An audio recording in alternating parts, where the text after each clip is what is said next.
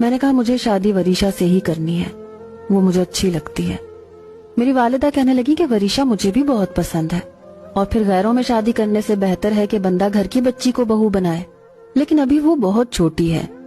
میں نے کہا میں کون سا رخصتی کی ضد کر رہا ہوں، صرف نکاح کا کہہ رہا ہوں، مجھے اس سے صرف نکاح کرنا ہے، کیونکہ میں جانتا ہوں ترکی جاؤں گا تو 5 سال سے پہلے واپس نہیں لوٹ پاؤں گا، اس لیے میں چاہتا ہوں کہ ایک مضبوط رشتہ ہمارے درمیان قائم ہو جائے، یہ نہ ہو کہ چچا بعد میں اس کی شادی کسی اور کے ساتھ کر دیں۔ میری یہ بات سن کر میرے والدین کہنے لگے کہ ہم منصور سے پوچھتے ہیں۔ میں نے کہا آپ نے پوچھنا نہیں ہے، آپ نے انہیں اس بات پر راضی کرنا ہے۔ اور پھر یہی ہوا۔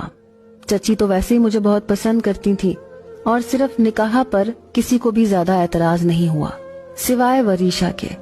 وہ بار بار اپنی والدہ سے یہی کہے جا رہی تھی کہ مجھے عمیر بھائی سے ڈر لگتا ہے، میں ان کے ساتھ نکاح نہیں کروں گی۔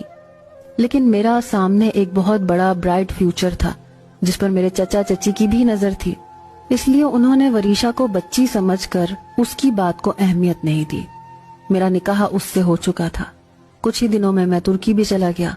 اب نہ تو میرے وہ جذبات رہے، نہ ہی میں لڑکپن کی عمر میں تھا۔ وقت گزرنے کے ساتھ ساتھ ایک میچیورٹی آ چکی تھی۔ ان 5 سالوں کے دوران جب بھی میں نے زید سے کہا کہ وہ میری وریشا سے بات کروائے،